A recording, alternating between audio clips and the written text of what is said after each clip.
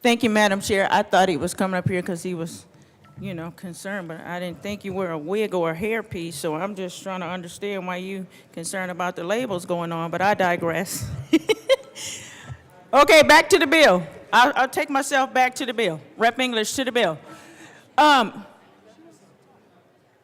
was just going to respond to what Rep Brooks was saying about the cost being passed along. I don't foresee that happening because these manufacturers already are putting labels on these products, and for them to just now have to add warning, these chemicals can actually unalive you, like kill you. They cause cancer, and they mess with a woman's reproductive health system.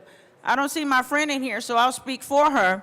But if someone is already dealing with cancer and they're wearing these hair pieces and wigs, whether it's an adult or a young child, I think the right thing for them to know would be what kind of chemicals I'm being further exposed to. I'm not worried about me as a consumer. If I had to pay an extra 50 cents or an extra $1, which I don't particularly see that happening with this bill, for my health, I would, or for anybody else's health, I would, because you can't put a dollar amount on a life. And people do read. Like, I read. I'm a reader. I'm a doctor. I have to read. And so I believe people are going to appreciate this warning sign that these are toxic chemicals in this packaging that can cause harm to you or your loved one. And again, I know these manufacturers already have what they need for the labeling. So to just put warning on, I don't think that's really going to cost them any more money. Okay. Rep. Garcia-Sander.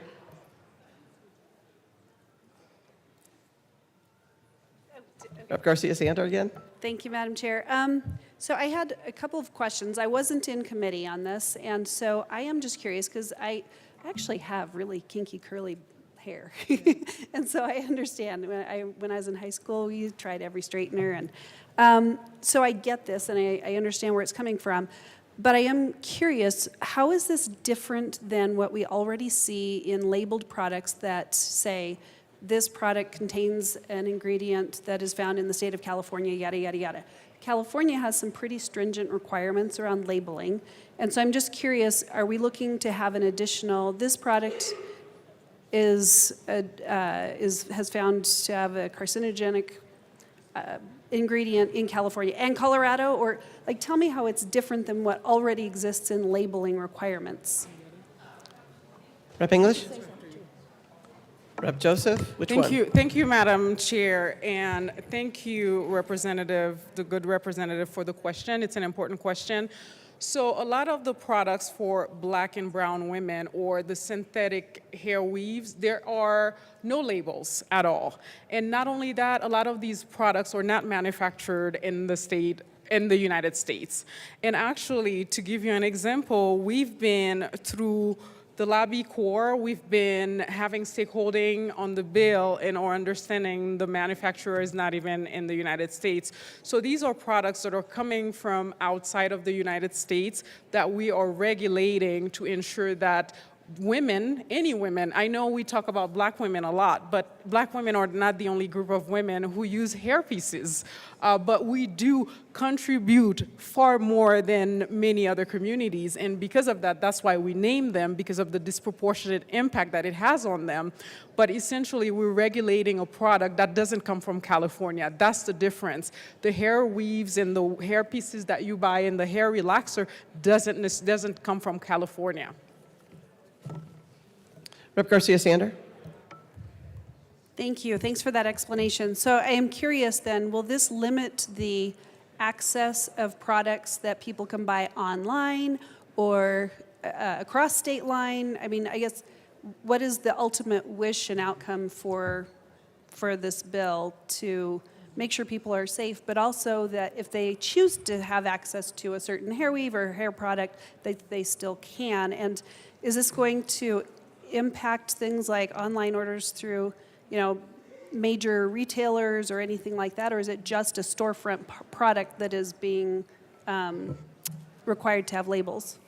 Rep. English? Thank you, Madam Chair. I would just encourage everyone to read this bill. Like, read it thoroughly and thoughtfully. Nowhere in this bill where it limits anyone from purchasing anything. It doesn't create barriers for anyone. The most significant piece of this bill is transparency in chemicals and products that are being purchased, and the ultimate goal is safety. Safety first. I appreciate the questions, but I don't want to get lost in the weeds and go from one extreme to the next, because this is not a barrier bill. For heaven's sakes, we are just asking the people that manufacture this hair, and when it comes to the state of Colorado, it says, warning, lady or man, whoever, if you wear that too, it says, here are the chemicals in here. So then what you get to do as a consumer is make an informed choice if you want to purchase this product or not. It's not harming anybody.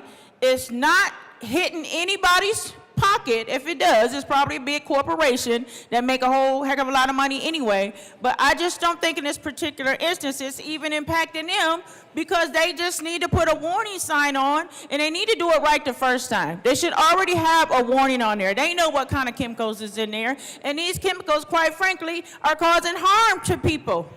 Some people are dying from cancers that's working around these products that's been exposed to these types of chemicals for years. So I don't really care if it's causing them to have to pay an extra $1 or $2 if we want to make that up, because that's not a real thing. That has nothing to do with this bill. We just want to keep people safe that's wearing the wigs, weave, and synthetic hair. Nothing more, nothing less. We want to say, warning, this could cause harm to you. That's all we want people to do. Thank you.